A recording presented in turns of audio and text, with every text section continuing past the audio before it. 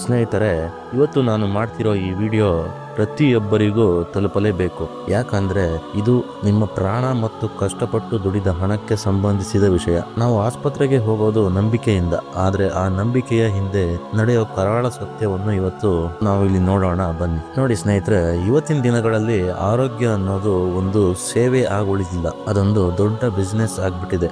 Software ಕಂಪನಿಗಳಲ್ಲಿ ಅಥವಾ ದೊಡ್ಡ ದೊಡ್ಡ ಕಾರ್ಪೊರೇಟ್ ಆಫೀಸ್ಗಳಲ್ಲಿ ಹೇಗೆ ಪ್ರತಿ ತಿಂಗಳು ಸೇಲ್ಸ್ ಟಾರ್ಗೆಟ್ ಅಂತ ಕೊಡ್ತಾರೋ, ಅದೇ ರೀತಿ ಇವತ್ತಿನ ಕೆಲವು ದೊಡ್ಡ ದೊಡ್ಡ ಹೈಟೆಕ್ ಆಸ್ಪತ್ರೆಗಳಲ್ಲೂ ಸರ್ಜರಿ ಟಾರ್ಗೆಟ್ ಇರುತ್ತೆ. ಅಂದ್ರೆ ಇಷ್ಟು ಜನರಿಗೆ ಆಪರೇಷನ್ ಮಾಡಲೇಬೇಕು ಅನ್ನೋ ಒತ್ತಡ ಡಾಕ್ಟರ್ಗಳ ಮೇಲಿರುತ್ತೆ. ಕೇಳೋಕೆ ಭಯ ಆಗುತ್ತೆ ಅಲ್ವಾ? ಆದ್ರೆ ಇದು 100ಕ್ಕೆ 100 ಸತ್ಯ ಸ್ನೇಹಿತರೆ. ಕಮಿಷನ್ ದಂಧೆ ಅನ್ನೋ ತರ ಆಗ್ಬಿಟ್ಟಿದೆ ಇದು. ಈಗ ಇದರ ಅಸಲಿ ಆಟ ಏನಪ್ಪಾ ಅಂದ್ರೆ, ಒಂದು ವೇಳೆ ನಿಮ್ಗೆ ಆಪರೇಷನ್ ಮಾಡಿಸಲೇಬೇಕು ಅಂತ ಡಾಕ್ಟರ್ ಹೇಳಿದ್ರೆ ಅದಕ್ಕೆ 1 ಲಕ್ಷ ರೂಪಾಯಿ ಖರ್ಚಾಗುತ್ತೆ ಅನ್ಕೊಳ್ಳಿ. ಆ 1 ಲಕ್ಷದಲ್ಲಿ ಆಪರೇಷನ್ ಮಾಡುವ ಡಾಕ್ಟರ್ಗೆ ಸುಮಾರು 20ರಿಂದ 30 ಸಾವಿರ ರೂಪಾಯಿ ಕಮಿಷನ್ ನೇರವಾಗಿ ಹೋಗುತ್ತೆ. ಅಷ್ಟೇ ಅಲ್ಲ, ನೀವು ಮೊದಲು ಯಾವ ಡಾಕ್ಟರ್ ಹತ್ತಿರ ತಪಾಸಣೆ ಹೋಗಿರ್ತೀರೋ, ಅಂದ್ರೆ OPD ಡಾಕ್ಟರ್, ಅವರಿಗೂ ಕೂಡ ಅಷ್ಟೇ ಪರ್ಸೆಂಟೇಜ್ ಕಮಿಷನ್ ಇರುತ್ತೆ. ಅಂದ್ರೆ ನೀವು ಆಪರೇಷನ್ ಮಾಡಿಸಿಕೊಂಡರೆ ಇಲ್ಲಿ ಎಲ್ಲರಿಗೂ ಲಾಭ. ಈ ಹಣದ ಆಸೆಗಾಗಿ ನಿಜವಾಗಿ ಅವಶ್ಯಕತೆ ಇಲ್ಲದಿದ್ದರೂ ಕೂಡ ಆಪರೇಷನ್ ಮಾಡಿಸಿಕೊಳ್ಳಿ ಅಂತ ಒತ್ತಾಯ ಮಾಡೋ ಚಾನ್ಸಸ್ ತುಂಬಾ ಇರುತ್ತೆ. ಸೊ ನಾವು ಏನ್ ಮಾಡ್ಬೇಕು ಅಂದ್ರೆ, ನೋಡಿ, ಯಾರೇ ಆಗ್ಲಿ ನಿಮ್ಗೆ ತಕ್ಷಣ ಆಪರೇಷನ್ ಮಾಡಿಸಬೇಕು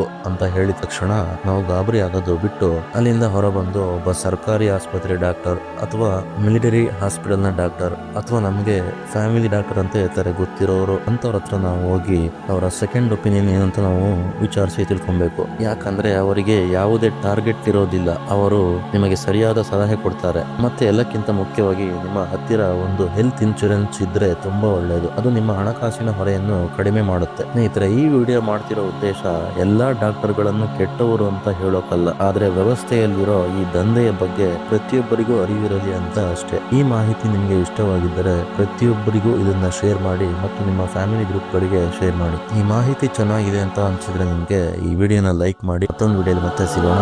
ಧನ್ಯವಾದಗಳು ಸ್ನೇಹಿತರೆ.